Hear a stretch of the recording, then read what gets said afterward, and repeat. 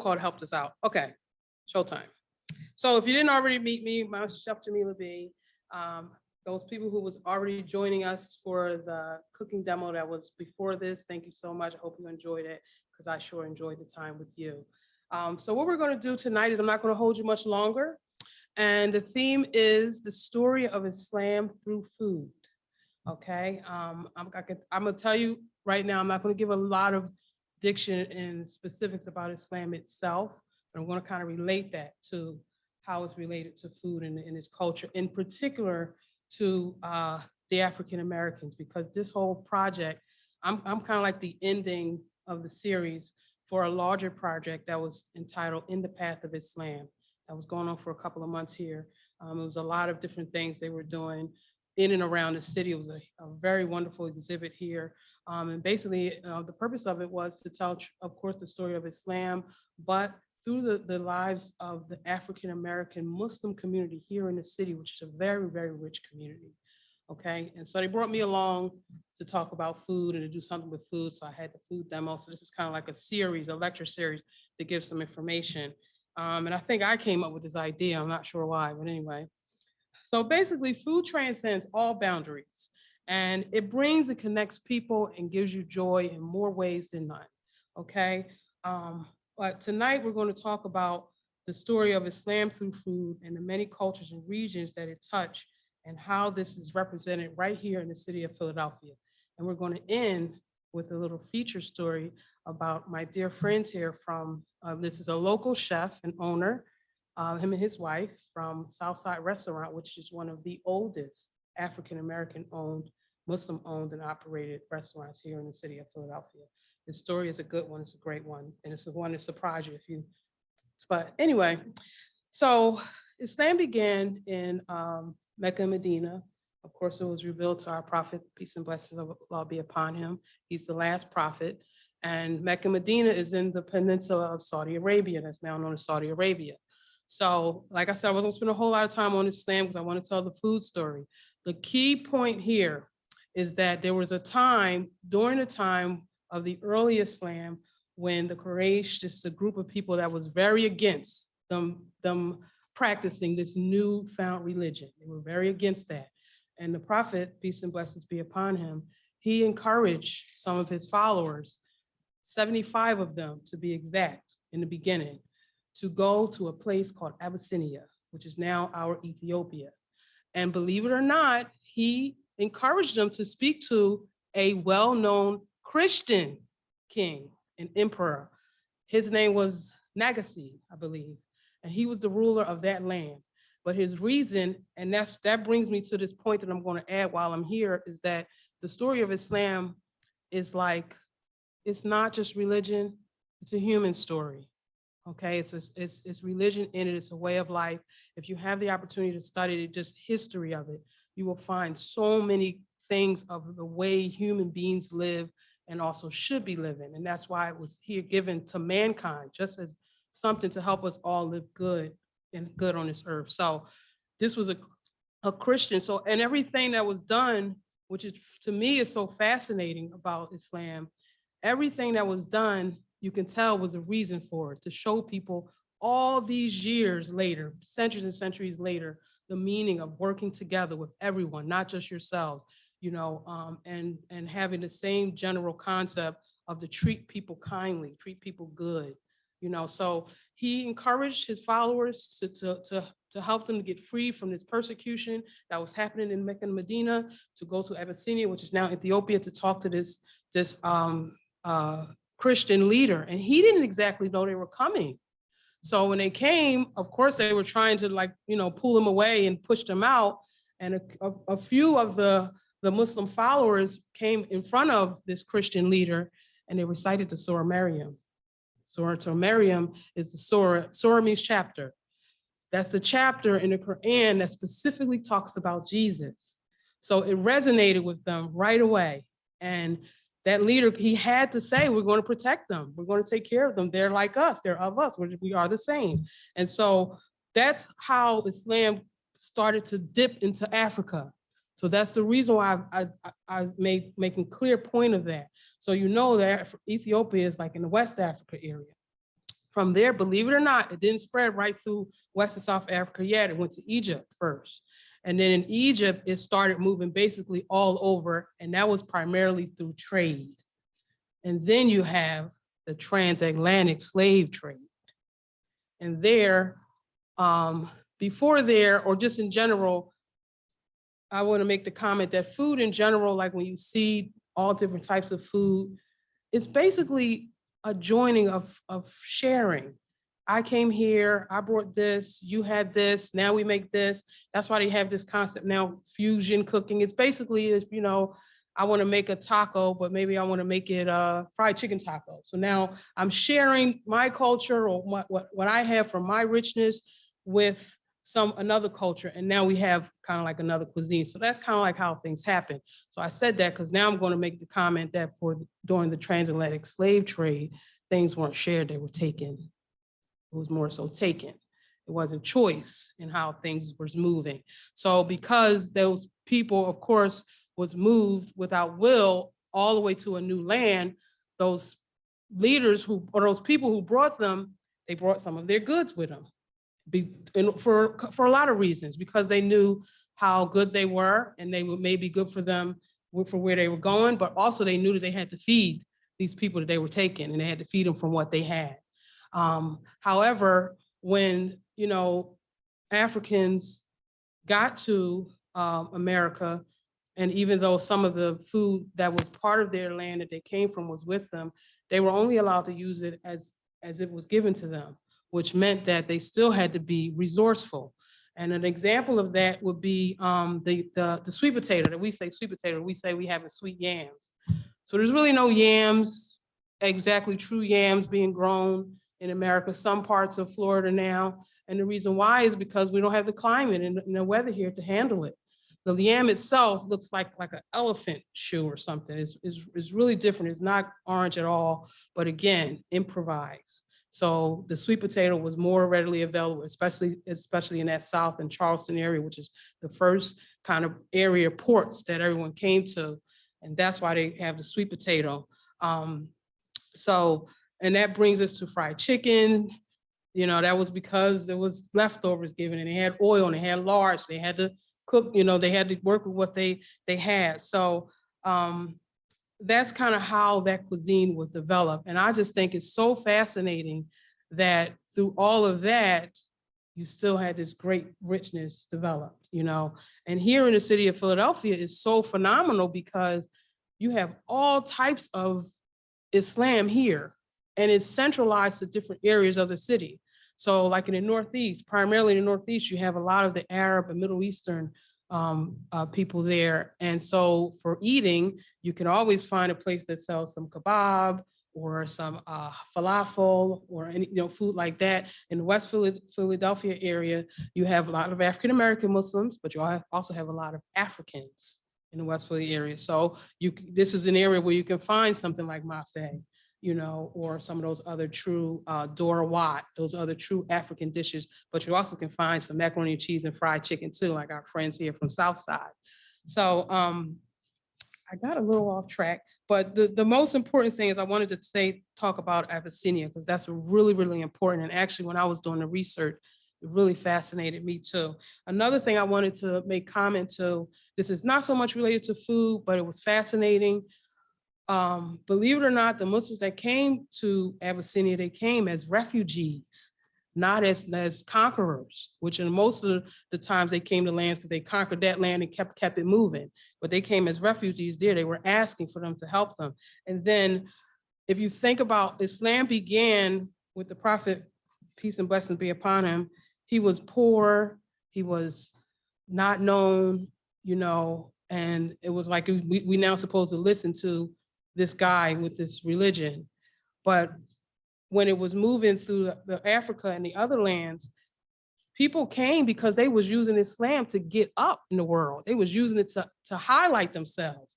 Why? Because like this leader of Abyssinia, you know, he's hierarch. So all he got to do is say to a couple of people, hey, these people are here. They know a little something. So those who are, you know, living a little lower in Africa now, they hide because they like, we want to be a part of this religion because it means that we're like, you know, closer to the royalty. So that part was interesting to me too. But on that note, I'm going to stop chattering and I'm going to introduce my guest here. And his Chef Hussein Thompson. And he is the chef and owner of Southside Restaurant here in West Philadelphia. And this is his wife. I'm sorry, I don't know your name. Oh, Hasana. That's not good. I'll get it right. But this is Hasana, that's his wife, and they're going to tell you their story. I would like for you, and I'm going to help you through it. First thing I want you to do is, can I move this mic or this one move? For him, okay.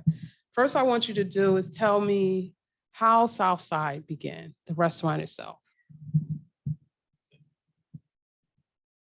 Hello, everyone. Good evening. Is it on?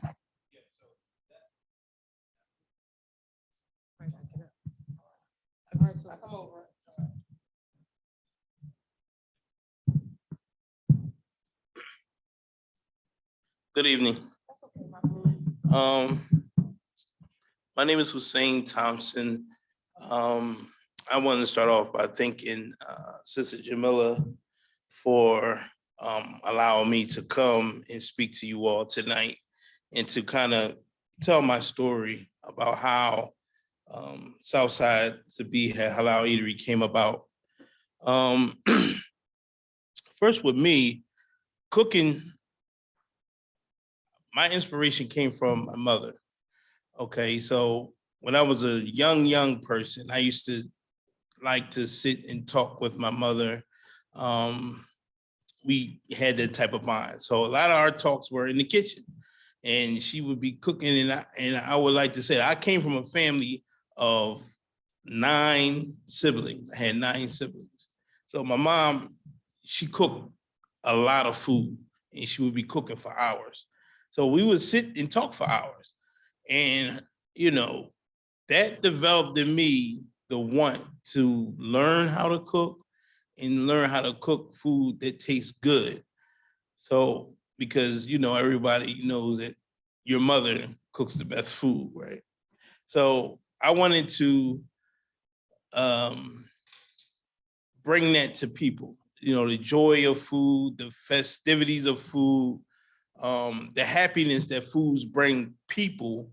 You know, I enjoy that, you know, making people happy through food. So that developed over the years with me starting off cooking food from my house.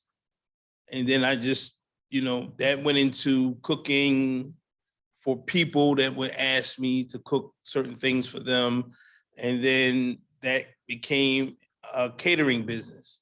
From there, a friend of mine had a restaurant, and his restaurant was actually established at about 1971. And when I began to talk to him about his restaurant, he would tell me that he was thinking about getting out of the business. And the business was a very, very good business. It became a staple of the West Philadelphia area. In that part of West Philadelphia, which is 60th and Osage. It's a very well-known restaurant. And, you know, in talking to him, he was getting older. The business wasn't doing as it used to do. So my interest was pricked. And I asked him, you know, what would it take, you know, for me to keep it going? And, you know, that was my outlook, was to keep it going and not to let it, you know, dissipate. So we had talks and he eventually gave me the restaurant. He didn't charge me a dime. A lot of people don't even know that. But he told me, he said, if you're serious, you can have it. And, you know, by him, what he meant by being serious was he wanted me to come, take the building, renovate the building, and set it up to be a successful restaurant and to do the things that was needed to keep it going. And I committed to that. And I gave him my word to that. And he gave me the restaurant. That happened at about 2012 is when he gave me the restaurant. It took me about a year and a half, close to 2 years to renovate everything and get everything ready to open. And we opened in sometime in 2013. And we've been rocking and rolling ever since. The restaurant is a labor of love to me. I love to cook. I love people. I love to service the community. That's what I've been doing pretty much all my life. So it's never hard work for me, you know what I mean? But, it's like any business that you run, what you put into it is what you get out of it. Our cuisine is, for the most part, like a soul food cuisine. We cook the fried chicken, the fish, the macaroni and cheese, the collard greens, but we also serve sandwiches, like cheese steaks and hoagies and, fish hoagies. This brother right here seemed like he's been to the restaurant. So, like I said, keeping it going was my model of the restaurant, and wanting to stay established in the West Philadelphia area and continue to service the community. So that's what we're doing. We still do catering. We that's a big part of what we do as well. Prior to taking over Southside, it was primarily a sandwich shop. It was Southside sandwiches, and they sold hoagies and burgers and stuff like that. We brought the soul food to it, and we try to take it even further moving forward.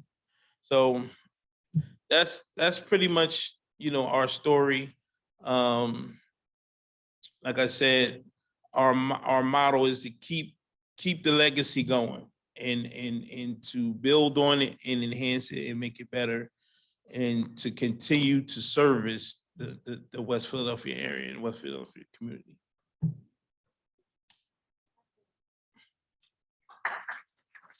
Thank you.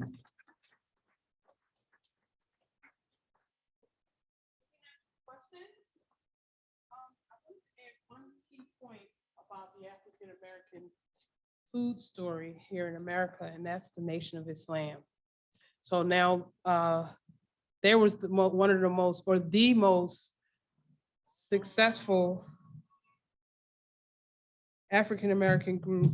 I'm not gonna say Muslim group, but African American group that kind of brought the theme of Islam to America. And one of the food items that they kind of originated with was the bean pie. That's why I added that in the video. So that's like something that's kind of like true to them. And we have that often in a lot of African American, especially Muslim owned restaurants and bakeries.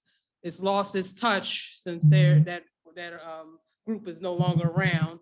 It's kind of hard to find a very good one, but I just need to add it. That's an integral part of the story too. So that. Oh my goodness. I asked her, did she want, and she said no. So I apologize. I apologize. She did everything. Alhamdulillah. Alhamdulillah. Alhamdulillah.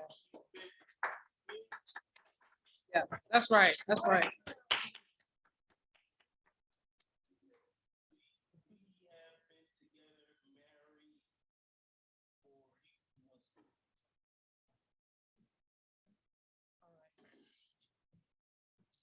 Me and my wife Hasna has been married since 1999.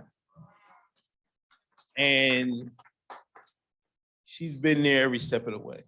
Whatever idea I come with, whatever way, direction, she's been supportive and she's been there. She's done just as much for Southside Zabiha that I have. So it's not just me. And like I said, I apologize for that oversight. There's no way possible you can keep something like this going without the support of your wife, your husband, your family, whoever is in support of you. You can't do it by yourself. And that's a fact.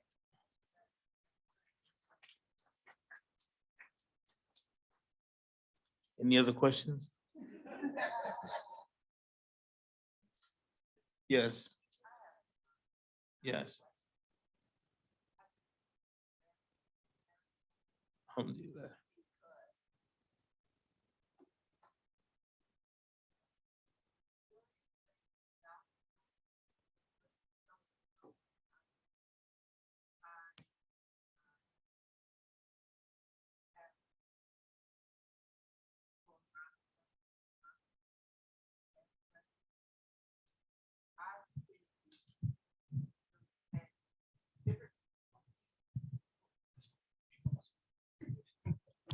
I've seen where we've had different communities that have been doing the Eid, and sometimes at the last minute, they don't have somebody to do the food.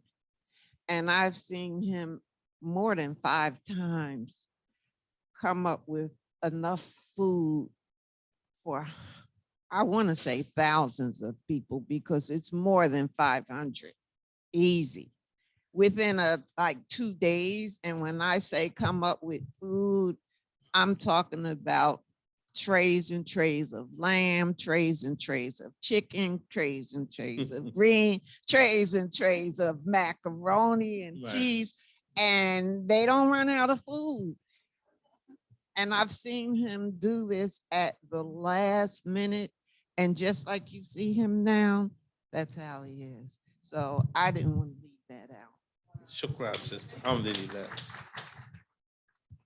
I just always wondered, like, the food has always been good, and used to sit me and my family about 10 years ago over here. You just watch, all the food was good. Thank you for your services. I used to come all the time, like maybe I 10 thank you. years ago. Appreciate that. And one thing I did leave out is we spent 10 years at the original location of Southside on 60th and Osage. That is the original location that started in 1971. And we've just recently moved to a new location in September, last September, to 62nd and Woodland Avenue, to a bigger location. It's bigger, it's more modern, it's better. Better in the sense of being able to operate, but we still own a building over there on 60th Street, and we plan to go back and resurrect it and bring it back to the community. Shukran. Any other questions? Okay.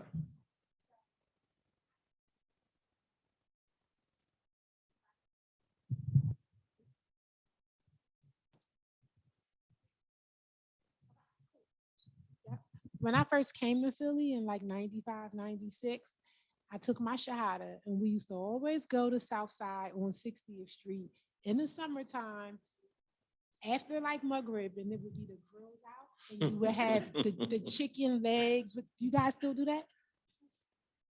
Where we are, Uh-huh. where we are, and I'm glad you mentioned that, because that's something that everyone remembers. That's one thing they always approach me about. When are you going to bring back the ribs? When are you going to bring back the chicken? So where we are now is kind of restrictive in that sense, that about bringing out big smokers and stuff like that. But that's one of the motivating factors of us going back Yeah. to 60th Street and reestablishing it over there, because there we can do that. We can do Yeah. that. We're known for that. And we want to make sure we bring that back, to the community. Yeah.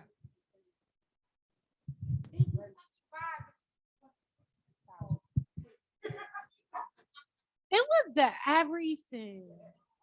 It was a time. You had to be there. Right, right, Uh-huh. right. I mean that. That's amazing. That's I amazing. mean that. Okay, Anything anyone else? else?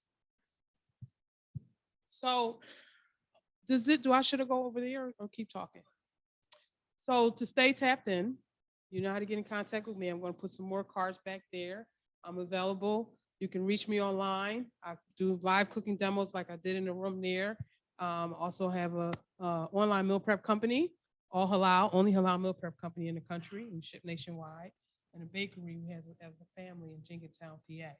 And they're right here, as they said, in West Philadelphia. They have some food for you to try. What did you bring tonight? We brought our famous macaroni. You're in for a treat. Look at that. Two things for surely true to our cuisine. So I want to thank everybody for coming. This is a moment for you to mingle. You can talk to each other, talk to us. And yeah, I don't want to hold you anymore. Sun's going down. Thank you.